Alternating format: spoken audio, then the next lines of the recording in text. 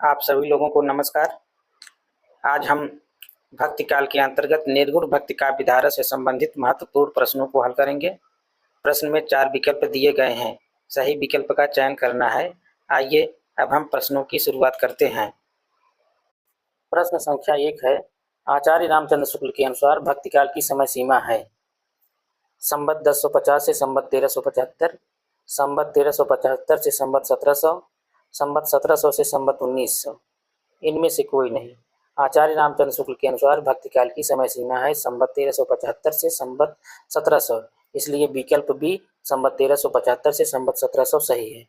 आचार्य रामचंद्र शुक्ल ने हिंदी साहित्य के इतिहास को 4 कालखंडों में विभाजित किया है: वीरगाथा काल, भक्ति काल, रीति काल, आधुनिक काल। वीरगाथा काल का समय संवत 1050 से संवत 1375 है। भक्ति काल का समय संवत 1375 से संवत 1700, रीत काल का समय संवत 1700 से संवत 1900, आधुनिक काल का समय संवत 1900 से संवत 1984 माना है। प्रश्न संख्या 2 है, डॉक्टर नगेंद्र ने भक्ति काल की समय सीमा मानी है 1375 ईस्वी से 1700 ईस्वी तक, 1350 ईस्वी से 1650 ईस्वी तक, 1400 ईस्वी से 1700 ईस्वी तक, 1857 ईस्वी से 1900 ईस्वी तक। डॉक्टर नगेंद्र ने भक्ति काल की समय सीमा 1350 ईस्वी से 1650 ईस्वी तक मानी है, इसलिए विकल्प बी 1350 ईस्वी से 1650 ईस्वी सही है। प्रश्न संख्या 3 है, आचार्य शुक्ल के अनुसार भक्ति आंदोलन के उदय का प्रमुख कारण है हिंदुओं की पराजित मनोवृत्ति, ईसाइयत की देन, भारतीय चिंतन धारा का स्वाभाविक विकास, ऐतिहासिक सामाजिक शक्तियों के रूप में जनता के दुख व कष्टों से हुआ। आचार्य शुक्ल के अनुसार भक्ति आंदोलन के उदय का प्रमुख कारण है हिंदुओं की पराजित मनोवृत्ति, इसलिए विकल्प ए हिंदुओं की पराजित मनोवृत्ति सही है। जॉर्ज ग्रियर्सन ने भक्ति आंदोलन के उदय का प्रमुख कारण माना है ईसाइयत की देन। हजारी प्रसाद द्विवेदी ने भारतीय चिंतन धारा का स्वाभाविक विकास माना है। मुक्तिबोध ने ऐतिहासिक सामाजिक शक्तियों के रूप में जनता के दुख व कष्टों से हुआ ऐसा माना है। प्रश्न संख्या 4 है, आलवार भक्तों का मूल स्थान कहाँ था? महाराष्ट्र, पूर्वोत्तर भारत, उत्तर भारत, दक्षिण भारत। आलवार भक्तों का मूल स्थान दक्षिण भारत था, इसलिए विकल्प डी दक्षिण भारत सही है। प्रश्न संख्या 5 है, नयनारों की संख्या कितनी है? 63, 84, 8, 12। नयनारों की संख्या 63 है, इसलिए विकल्प ए 63 सही है।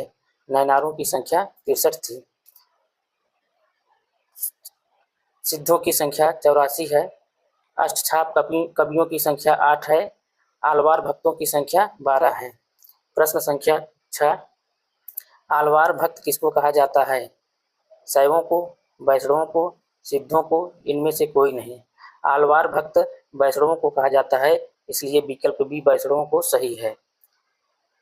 प्रश्न संख्या 7, भक्ति आंदोलन का उद्गम स्थल माना जाता है उत्तर भारत, महाराष्ट्र, पूर्वोत्तर भारत, दक्षिण भारत। भक्ति आंदोलन का उद्गम स्थल दक्षिण भारत माना जाता है, इसलिए विकल्प डी दक्षिण भारत सही है। इसके संबंध में एक दोहा प्रचलित है, भक्ति द्राविड़ी उपजय लाए रामानंद, प्रकट कियो कबीर ने सप्तद्वीप नवखंड। प्रश्न संख्या 8 है, असत्य कथन है। इसमें हमें असत्य कथन को पहचानना है। भक्ति आंदोलन हिंदुओं की पराजित मनोवृत्ति की उपज है। भक्ति आंदोलन तत्कालीन धार्मिक परिस्थितियों की उपज है। भक्ति भावना ईसाइयों से हिंदुओं को प्राप्त हुई। दक्षिण से आती हुई भक्ति की धारा को पनपने के लिए उपयुक्त परिस्थितियां उत्तर भारत में थीं, तो इसमें असत्य कथन है। भक्ति भावना ईसाइयों से हिंदुओं को प्राप्त हुई, यह कथन गलत है, इसलिए विकल्प सी भक्ति भावना ईसाइयों से हिंदुओं को प्राप्त हुई सही है। यही असत्य कथन है। प्रश्न संख्या 9 है, अद्वैत वेदांत का प्रचार किसने किया? शंकराचार्य, मध्वाचार्य, वल्लभाचार्य, इनमें से कोई नहीं। अद्वैत वेदांत का प्रचार शंकराचार्य ने किया, इसलिए विकल्प ए शंकराचार्य सही है।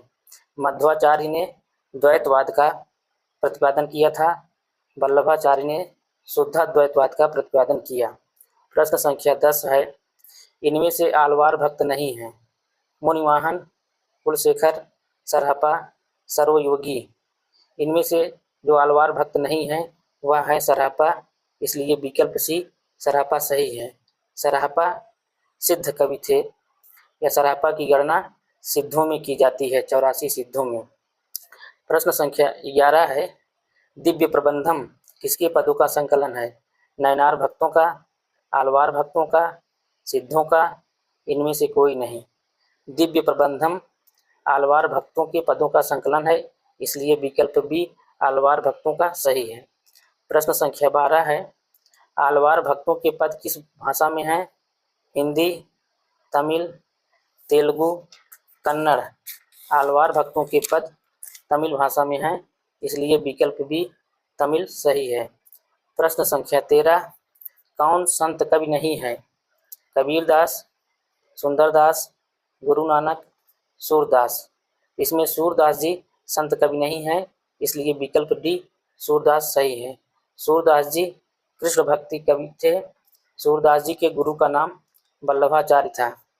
प्रश्न संख्या 14 है, कबीर के गुरु का नाम था रामानंद, रैदास, रामानुजाचार्य, नाभादास। कबीर के गुरु का नाम रामानंद था, इसलिए विकल्प ए रामानंद सही है। रैदास जी के गुरु का भी नाम रामानंद था।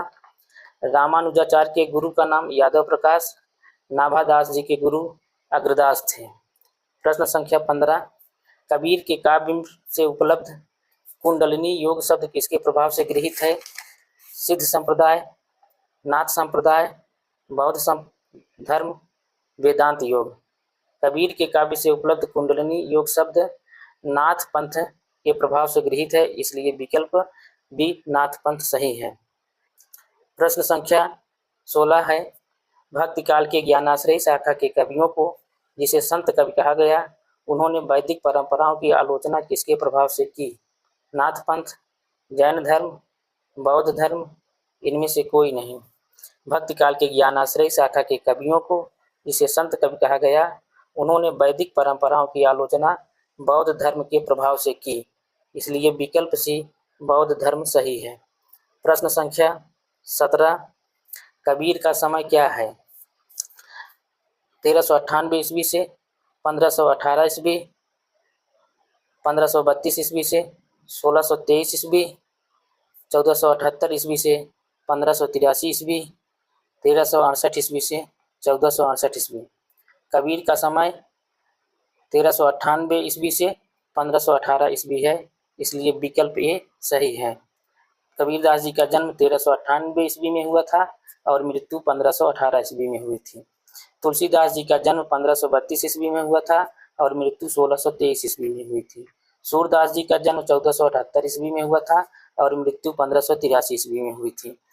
रामानंद जी का जन्म 1368 ईस्वी में हुआ था और मृत्यु 1468 ईस्वी में हुई थी।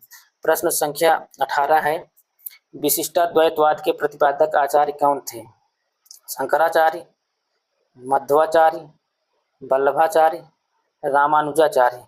विशिष्टाद्वैतवाद के प्रतिपादक रामानुजाचार्य थे, इसलिए विकल्प डी रामानुजाचार्य सही है। शंकराचार्य अद्वैतवाद के प्रतिपादक थे, मध्वाचार्य द्वैतवाद के प्रतिपादक थे, वल्लभाचार्य शुद्धाद्वैतवाद के प्रतिपादक थे। प्रश्न संख्या 19, श्री संप्रदाय के प्रवर्तक आचार्य बताइए। हरिदास, रामानुजाचार्य, मध्वाचार्य, वल्लभाचार्य। श्री संप्रदाय के प्रवर्तक थे रामानुजाचार्य, इसलिए विकल्प बी रामानुजाचार्य सही है। हरिदास सखी संप्रदाय के प्रवर्तक थे, मध्वाचार्य ब्रह्म संप्रदाय के प्रवर्तक थे, वल्लभाचार्य वल्लभ संप्रदाय के प्रवर्तक थे। प्रश्न संख्या 20 है, पुष्टि मार्ग के प्रवर्तक कौन हैं? सूरदास, कुंभनदास, वल्लभाचार्य, मध्वाचार्य। पुष्टि मार्ग के प्रवर्तक वल्लभाचार्य हैं, इसलिए विकल्प सी वल्लभाचार्य सही है। प्रश्न संख्या 21, सखी संप्रदाय के प्रवर्तक कौन थे? मध्वाचार्य, स्वामी हरिदास, विष्णु स्वामी, निम्बार्काचार्य। सखी संप्रदाय के प्रवर्तक थे स्वामी हरिदास, इसलिए विकल्प बी स्वामी हरिदास सही है। मध्वाचार्य ये ब्रह्म संप्रदाय के प्रवर्तक थे, विष्णु स्वामी रुद्र संप्रदाय के प्रवर्तक थे, निम्बार्काचार्य निम्बार्क संप्रदाय के प्रवर्तक थे। प्रश्न संख्या 22 है, शुद्धाद्वैत सिद्धांत के प्रतिपादक आचार्य हैं मध्वाचार्य, निम्बार्काचार्य, वल्लभाचार्य, रामानंद। शुद्ध द्वैत सिद्धांत के प्रतिपादक वल्लभाचार्य हैं, इसलिए विकल्प सी वल्लभाचार्य सही है। मध्वाचार्य द्वैतवाद के प्रतिपादक हैं। निम्बार्काचार्य द्वैतवाद के प्रतिपादक हैं। रामानंद रामावत संप्रदाय के प्रवर्तक थे। प्रश्न संख्या 23 है, द्वैतवाद के प्रवर्तक थे रामानुजाचार्य, मध्वाचार्य, विश्वस्वामी, शंकराचार्य। द्वैतवाद के प्रवर्तक थे मध्वाचार्य, इसलिए विकल्प बी मध्वाचार्य सही है। रामानुजाचार्य विशिष्टाद्वैतवाद के प्रवर्तक थे। विश्वस्वामी रुद्र संप्रदाय के प्रवर्तक थे। शंकराचार्य अद्वैतवाद के प्रवर्तक थे। प्रश्न संख्या 24 है, नृसिंह को ईश्वर का प्रमुख अवतार मानने वाले आचार्य कौन थे? विश्वस्वामी, रामानुजाचार्य, वल्लभाचार्य, नामदेव। नृसिंह को ईश्वर का प्रमुख अवतार मानने वाले आचार्य थे विश्वस्वामी, इसलिए विकल्प ए विश्वस्वामी सही है। प्रश्न संख्या 25 है, द्वैतवाद के प्रवर्तक का नाम है विश्वस्वामी, निम्बार्काचार्य, वल्लभाचार्य, मध्वाचार्य। द्वैतवाद के प्रवर्तक थे निम्बार्काचार्य, इसलिए विकल्प बी निम्बार्काचार्य सही है। विश्वस्वामी रुद्र संप्रदाय के प्रवर्तक थे। वल्लभाचार्य शुद्ध द्वैतवाद के प्रवर्तक थे। मध्वाचार्य द्वैतवाद के प्रवर्तक थे। प्रश्न संख्या 26 है, संत कवियों के दार्शनिक सिद्धांतों का मूल आधार है शुद्धाद्वैत, अद्वैत वेदांत, नाथ पंथ, बौद्ध संप्रदाय। संत कवियों के दार्शनिक सिद्धांतों का मूल आधार है अद्वैत वेदांत, इसलिए विकल्प बी अद्वैत वेदांत सही है। प्रश्न संख्या 27 है, कौन सा शब्द संत काव्य से संबंधित नहीं है? कुंडलिनी, सहज समाधि, नाद बिंदु, मारिफत। इसमें मारिफत शब्द संत काव्य से संबंधित नहीं है, इसलिए विकल्प डी मारिफत सही है। मारिफत शब्द सूफी काव्य से संबंधित है। प्रश्न संख्या 28 है, संत काव्य की विशेषता नहीं है गुरु की महत्ता, रहस्यवादी भावना, बाह्य आडंबरों का खंडन, वर्ण व्यवस्था का समर्थन। वर्ण व्यवस्था का समर्थन संत काव्य की विशेषता नहीं है, इसलिए विकल्प डी वर्ण व्यवस्था का समर्थन सही है। प्रश्न संख्या 29 है, वल्लभाचार्य के पुत्र का नाम था हरिदास, मलूकदास, विठलनाथ, नंददास। वल्लभाचार्य के पुत्र का नाम विठलनाथ था, इसलिए विकल्प सी विठलनाथ सही है। प्रश्न संख्या 30 है, बंगला भाषा में रचित रामकथा है कृत्तिवासी रामायण, अध्यात्म रामायण, रंग रामायण, भास्कर रामायण। बंगला भाषा में रचित रामकथा है कृत्तिवासी रामायण, इसलिए विकल्प ए कृत्तिवासी रामायण सही है।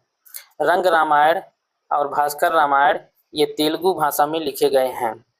प्रश्न संख्या 31 है, तत्वदीप निबंध के लेखक हैं विठलनाथ, वल्लभाचार्य, कृष्णदास, नंददास। तत्वदीप निबंध के लेखक हैं वल्लभाचार्य, इसलिए विकल्प भी वल्लभाचार्य सही हैं। वल्लभाचार्य की अन्य रचनाएं हैं पूर्व मीमांसा भाष्य, श्रीमद् भागवत सूक्ष्म टीका, तत्वदीप निबंध, अणुभाष्य। वल्लभाचार्य अणुभाष्य रचना को पूरा नहीं कर पाए थे, तो इनके पुत्र विठलनाथ ने इसे पूरा किया था, यानी अणुभाष्य वल्लभाचार्य की अपूर्ण कृति थी, जिसे उनके पुत्र विठलनाथ ने पूरा किया था। प्रश्न संख्या 32 है, बीजक में किस कवि की रचनाएं संकलित हैं?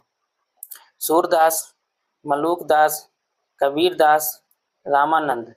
बीजक में कबीरदास की रचनाएं संकलित हैं, इसलिए विकल्प सी कबीरदास सही है। बीजक के 3 भाग हैं साखी, शबद, रामायणी। साखी की रचना दोहों में की गई है, शबद गेय पद में है, रामायणी दोहा और चौपाई में है। बीजक के संपादक थे धर्मदास। प्रश्न संख्या 33 है, कबीर की पत्नी का नाम था लोई, लोना, कमाली, रत्नावली। कबीर की पत्नी का नाम था लोई, इसलिए विकल्प ए लोई सही है। लोना रैदास की पत्नी का नाम था। कमाली कबीरदास जी की पुत्री थी। रत्नावली तुलसीदास की पत्नी थी। प्रश्न संख्या 34 है, रामानंद का शिष्य कौन नहीं है? कबीर, पीपा, धन्ना, चतुर्भुजदास। रामानंद का शिष्य कौन नहीं है? तो विकल्प डी चतुर्भुजदास, इसलिए विकल्प डी चतुर्भुजदास सही है। चतुर्भुजदास विठलनाथ के शिष्य थे। प्रश्न संख्या 35 है, रामानंद का इनमें से समय क्या है? 1368 ईस्वी से 1468 ईस्वी, 1478 ईस्वी से 1583 ईस्वी, 1574 ईस्वी से 1682 ईस्वी, 1469 ईस्वी से 1538 ईस्वी। रामानंद का समय 1368 ईस्वी से लेकर 1468 ईस्वी तक है, इसलिए विकल्प ये 1368 ईस्वी से 1468 ईस्वी सही है। 1478 ईस्वी से 1583 ईस्वी यह सूरदास जी का समय है। 1478 ईस्वी में सूरदास जी का जन्म हुआ था, 1583 ईस्वी में इनकी मृत्यु हुई थी। 1574 ईस्वी में मलूक दास जी का जन्म हुआ था और 1682 ईस्वी में इनकी मृत्यु हुई थी। 1469 ईस्वी में गुरु नानक का जन्म हुआ था और 1538 ईस्वी में मृत्यु हुई थी। तो रामानंद का इसमें से समय है विकल्प ये 1368 ईस्वी से 1468 ईस्वी सही है। प्रश्न संख्या 36 है, राघवानंद किसके गुरु थे? कबीर, रामानंद, सूरदास, तुलसीदास। तो रामानंद के गुरु थे, इसलिए विकल्प भी रामानंद सही है। रामानंद के गुरु राघवानंद थे। राघवानंद के गुरु रामानुजाचार्य थे और रामानुजाचार्य के गुरु यादव प्रकाश थे। प्रश्न संख्या 37, सिद्धांत पंचमात्रा ग्रंथ के रचयिता हैं रामानंद, वल्लभाचार्य, राघवानंद, नंददास। सिद्धांत पंचमात्रा ग्रंथ के रचयिता थे राघवानंद। प्रश्न संख्या 38 है, गुरु नानक का जन्म हुआ था 1450 ईस्वी, 1550 ईस्वी, 1469 ईस्वी, 1505 ईस्वी। तो गुरु नानक का जन्म 1469 ईस्वी में हुआ था, इसलिए विकल्प सी 1469 सही है। गुरु नानक का जन्म तलवंडी नामक ग्राम में 1469 ईस्वी में हुआ था, जो अब पाकिस्तान में है। इनके पिता का नाम कालू चंद खत्री, माता का नाम तृप्ता था, पत्नी का नाम सुलक्षणी देवी, पुत्र श्रीचंद लक्ष्मीचंद। इनकी रचनाएं जप जी, आसादी वार, रहीरास, सोहिला, नसीहत नामा। गुरु नानक सिख धर्म के प्रवर्तक थे। प्रश्न संख्या 39, संत कवि नहीं है? नंददास, दादू दयाल, सुंदरदास, कबीरदास। तो इसमें नंददास संत कवि नहीं है, इसलिए विकल्प ए नंददास सही है। नंददास कृष्ण भक्त कवि हैं। प्रश्न संख्या 40 है, हरडेवाड़ी के रचयिता हैं मलूकदास, गुरु नानक, दादू दयाल, रैदास। हरडेवाड़ी के रचयिता हैं दादू दयाल, इसलिए विकल्प सी दादू दयाल सही है। दादू दयाल को राजस्थान का कबीर कहा जाता है। इनके गुरु का नाम वृद्ध भगवान था। प्रश्न संख्या 41 है, समाधि योग ग्रंथ किस संत की रचना है? मलूकदास, हरिदास निरंजनी, रैदास, दादू दयाल। समाधि योग ग्रंथ हरिदास निरंजनी की रचना है, इसलिए विकल्प भी हरिदास निरंजनी सही है। हरिदास निरंजनी ये निरंजनी संप्रदाय के प्रवर्तक थे। इनकी रचनाएं हैं पूजा योग ग्रंथ, समाधि योग ग्रंथ, संग्राम योग ग्रंथ, ब्रह्म स्तुति, हंस प्रबोध, निरपक्ष मूल ग्रंथ। प्रश्न संख्या 42 है, सुंदर ग्रंथावली का संकलन किसने किया? रामचंद्र शुक्ल, हजारी प्रसाद द्विवेदी, पुरोहित हरिनारायण शर्मा, बाबू श्याम सुंदर दास। सुंदर ग्रंथावली का संकलन पुरोहित हरिनारायण शर्मा ने किया था, इसलिए विकल्प सी पुरोहित हरिनारायण शर्मा सही है। प्रश्न संख्या 43 है, सुखमनी 52 अखरी 12 मासा के रचयिता हैं। गुरु नानक, गुरु अमरदास, गुरु अर्जुन देव, गुरु गोविंद सिंह। सुखमनी 52 अखरी 12 मासा के रचयिता हैं गुरु अर्जुन देव, इसलिए विकल्प सी गुरु अर्जुन देव सही है। प्रश्न संख्या 44 है, गुरु अर्जुन देव के कितने पद गुरु ग्रंथ साहब में संकलित हैं? 1000, 1500, 6000, 7000। गुरु अर्जुन देव के 6000 पद गुरु ग्रंथ साहब में संकलित हैं, इसलिए विकल्प सी 6000 सही है। प्रश्न संख्या 45 है, निम्नलिखित सिख गुरुओं में सबसे अच्छे कवि कौन थे? गुरु रामदास, गुरु अर्जुन देव, गुरु नानक, गुरु अंगद। तो गुरु अर्जुन देव सिख गुरुओं में सबसे अच्छे कवि थे, इसलिए विकल्प बी गुरु अर्जुन देव सही है। प्रश्न संख्या 46 है, काहेरी नलिनी तू कुम्हिलानी काव्य पंक्ति किस कवि की है? रैदास, कबीर, दादू दयाल, मलूक दास। काहेरी नलिनी तू कुम्हिलानी यह पंक्ति कबीर की है, इसलिए विकल्प बी कबीर सही है। प्रश्न संख्या 47 है, ढाई आखर प्रेम का पढ़े सो पंडित होए पंक्ति किसकी है? कबीर, जायसी, सूरदास, तुलसी। पोथी पढ़ जुग माया पंडित भया न कोय, ढाई आखर प्रेम का पढ़े सो पंडित होए यह पंक्ति कबीर की है, इसलिए विकल्प ए कबीर सही है। प्रश्न संख्या 48 है, अजगर करे न चाकरी पंछी करे न काम किस कवि की पंक्ति है? तो ऑप्शन है कबीर, सुंदर दास, मलूक दास, दादू दयाल। तो अजगर करे न चाकरी पंछी करे न काम, दास मलूका कही गए सबके दाता राम, इसलिए विकल्प सी मलूक दास सही है। मलूक दास के गुरु पुरुषोत्तम थे। इनकी रचनाएं हैं रतन खान, ज्ञान बोध, ज्ञान परोक्ष, ये अवधी भाषाएं में हैं। भक्त वच्छावली, भक्ति विवेक, 12 खड़ी, राम अवतार लीला, ब्रज लीला, ध्रुव चरित, सुख सागर, ये रचनाएं ब्रजभाषा में हैं। प्रश्न संख्या 49 है, कबीर की भाषा को आचार्य शुक्ल ने क्या नाम दिया है? पूर्वी भाषा, भोजपुरी भाषा, सधुक्कड़ी भाषा, पंचमेल खिचड़ी। कबीर की भाषा को आचार्य शुक्ल ने सधुक्कड़ी भाषा नाम दिया है, इसलिए विकल्प सी सधुक्कड़ी भाषा सही है। श्याम सुंदर दास ने कबीर दास जी की भाषा को पंचमेल खिचड़ी कहा है। प्रश्न संख्या 50 है, कबीर को बाड़ी का डिक्टेटर किसने कहा? आचार्य रामचंद्र शुक्ल, आचार्य हजारी प्रसाद द्विवेदी, पीताम्बर दत्त बड़कथवाल, रामविलास शर्मा। कबीर को बाड़ी का डिक्टेटर आचार्य हजारी प्रसाद द्विवेदी ने कहा था, इसलिए विकल्प बी आचार्य हजारी प्रसाद द्विवेदी सही है। प्रश्न संख्या 51 है, साखी का तत्सम शब्द है? शिक्षा, सखी, साक्षी, गवाह। साखी का तत्सम शब्द है साक्षी, इसलिए विकल्प सी साक्षी सही है। प्रश्न संख्या 52 है, संत काव्य में किस रस की प्रधानता है? वीर, शांत, हास्य, करुण। संत काव्य में शांत रस की प्रधानता है, इसलिए विकल्प बी शांत रस सही है। प्रश्न संख्या 53 है, कबीर की उलट बांसियों में प्रमुख रस है? शांत, अद्भुत, श्रृंगार, करुण।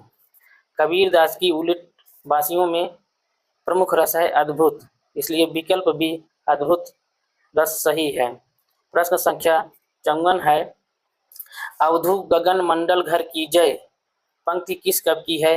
नानक, गोरखनाथ, कबीर, रैदास। अवधू गगन मंडल घर की जय, अमृत झरै सदा सुख पीवै, बंक नाल रस पीवै, यह पंक्ति कबीर की है, इसलिए विकल्प सी कबीर सही है। प्रश्न संख्या 55 है, प्रभु जी तुम चंदन हम पानी पंक्ति के कवि हैं? रैदास, मीरा, कबीर, मलूक दास। प्रभु जी तुम चंदन हम पानी पंक्ति के कवि रैदास हैं, इसलिए विकल्प ये रैदास सही है। प्रश्न संख्या 56 है, दुल्हिन गामहु मंगल चार पंक्ति किस कवि की है? मीरा, कबीर, रैदास, दादू दयाल। तो दुल्हिन गामहु मंगल चार, मोरे घर आए हो राजा राम भरतार, यह पंक्ति कबीर की है, इसलिए विकल्प बी कबीर सही है। प्रश्न संख्या 57 है, पानी ही ते हिम भया, हिम हवै गया बिलाए, पंक्ति किस कवि की है? रहीम, नानक, मलूकदास, कबीर। पानी ही ते हिम भया, हिम ही गया बिलाए, जो कछु था सोई भया, अब कछु कहा न जाए, यह पंक्ति कबीर की है, इसलिए विकल्प डी कबीर सही है। प्रश्न संख्या 58 है, गुरु नानक का जन्म कहाँ हुआ था? अमृतसर, तलवंडी, जयपुर, लुधियाना।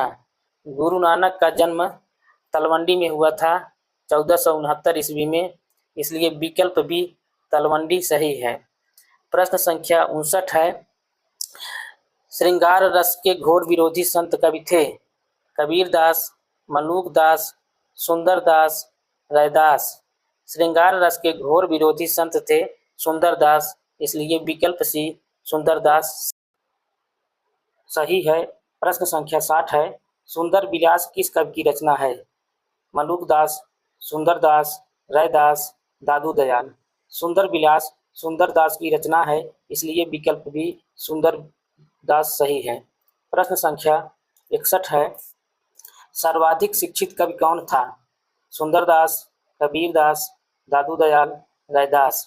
सर्वाधिक शिक्षित कवि सुंदरदास थे, इसलिए विकल्प ए सुंदरदास सही है। सुंदरदास जी का जन्म 1596 ईस्वी में हुआ था, मृत्यु 1689 ईस्वी में हुई थी। ये दादू दयाल के शिष्य थे। इनका जन्म स्थान दौसा, राजस्थान है। प्रश्न संख्या 62 है, सगुणोपासक भक्त भगवान के सगुण और निर्गुण दोनों रूप मानता है, पर भक्त के लिए सगुण रूप ही स्वीकार करता है। निर्गुण रूप ज्ञान मार्गियों के लिए छोड़ देता है, यह कथन किस आलोचक का है?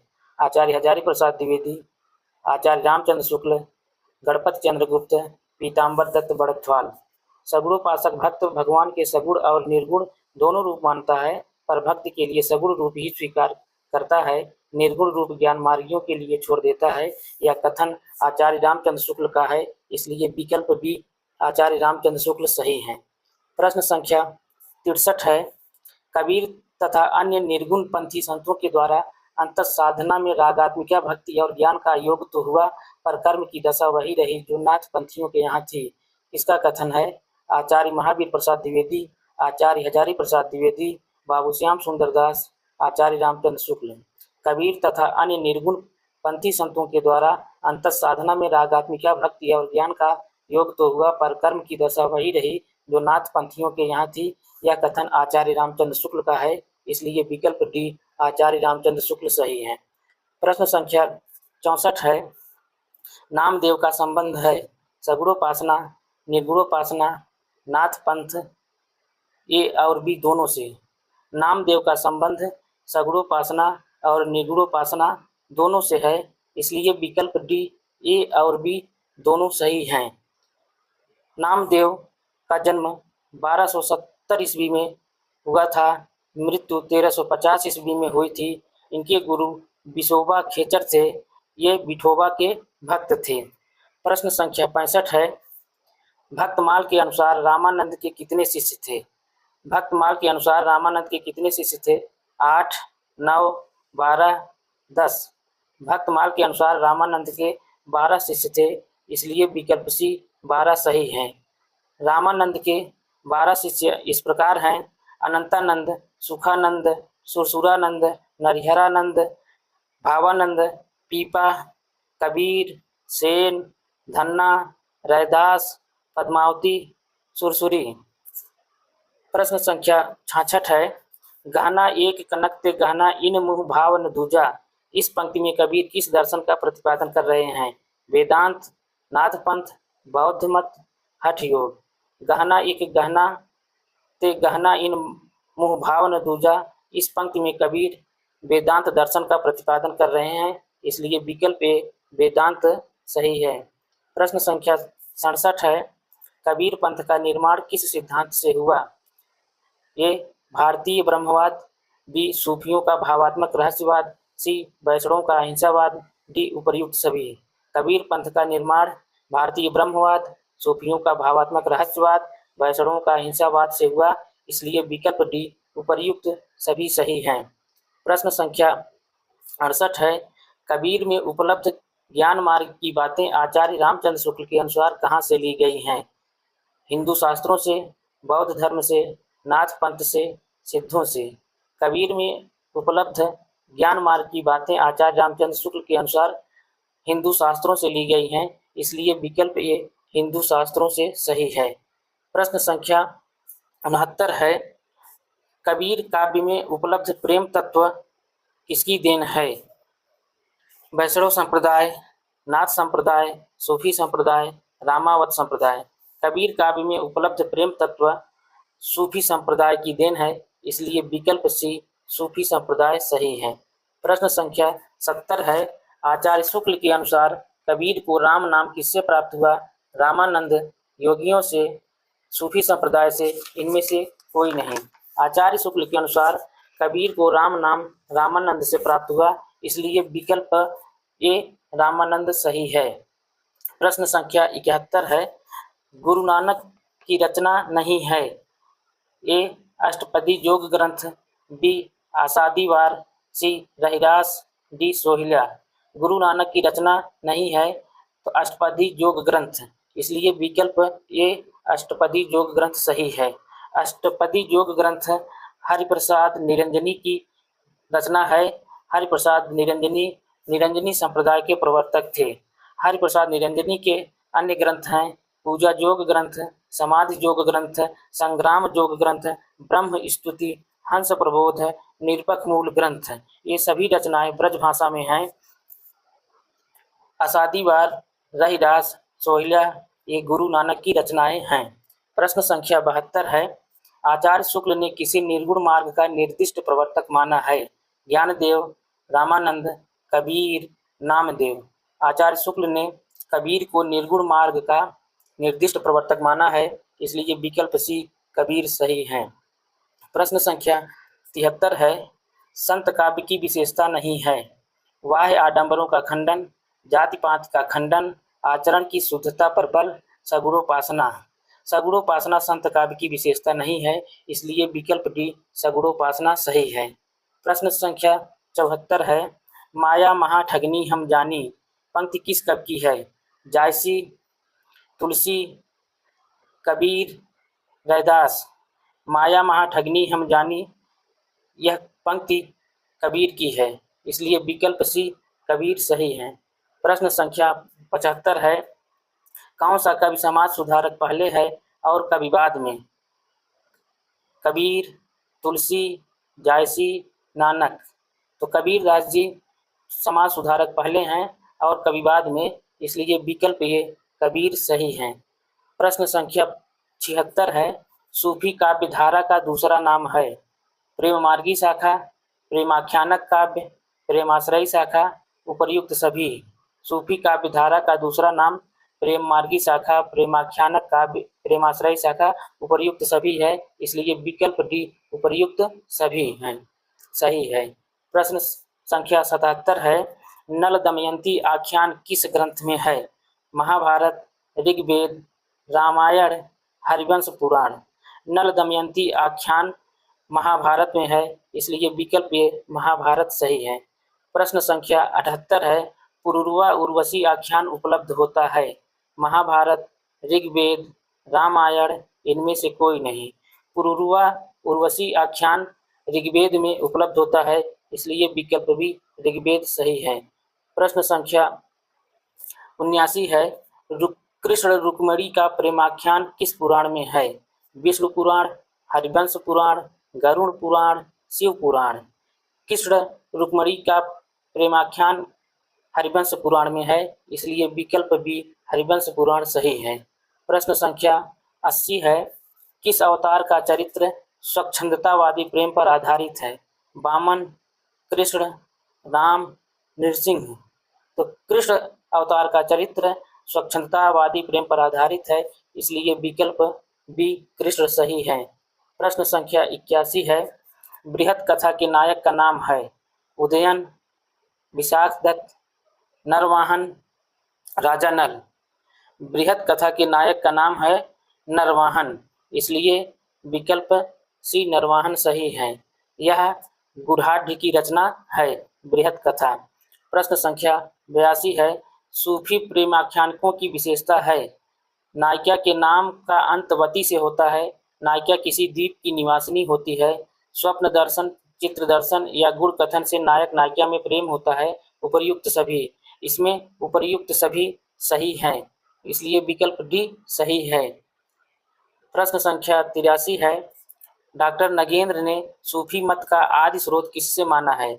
सामी जातियों की आदिम प्रवृत्ति, इस्लाम धर्म, वैष्णव धर्म, इनमें से कोई नहीं। डॉक्टर नगेंद्र ने सूफी मत का आदि स्रोत सामी जातियों की आदिम प्रवृत्ति से माना है, इसलिए विकल्प ए सामी जातियों की आदिम प्रवृत्ति सही है। प्रश्न संख्या 84 है। अवधी भाषा का प्रथम महाकाव्य है। रामचरितमानस, पद्मावत, कृष्णायन, साकेत। अवधी भाषा का प्रथम महाकाव्य है पद्मावत, इसलिए विकल्प भी पद्मावत सही है। पद्मावत की रचना मलिक मुहम्मद जायसी ने की थी। पद्मावत अवधी भाषा में लिखा गया है। रामचरितमानस तुलसीदास की रचना है। कृष्णायन द्वारका प्रसाद मिश्र की रचना है और साकेत मैथिली शरण गुप्त की रचना है। प्रश्न संख्या 85 है। सामान्यतः सूफी शब्द की व्युत्पत्ति किस शब्द से मानी जाती है? सूफ, सोफिया, सफा, सुफ़ा। सामान्यतः सूफी शब्द की व्युत्पत्ति सूफ शब्द से मानी जाती है, इसलिए विकल्प ये सूफ सही है। प्रश्न संख्या 86 है। सूफी काव्य का प्रमुख तत्व है। ज्ञान, प्रेम, फना, रूह। सूफी काव्य का प्रमुख तत्व है प्रेम, इसलिए विकल्प बी प्रेम सही है।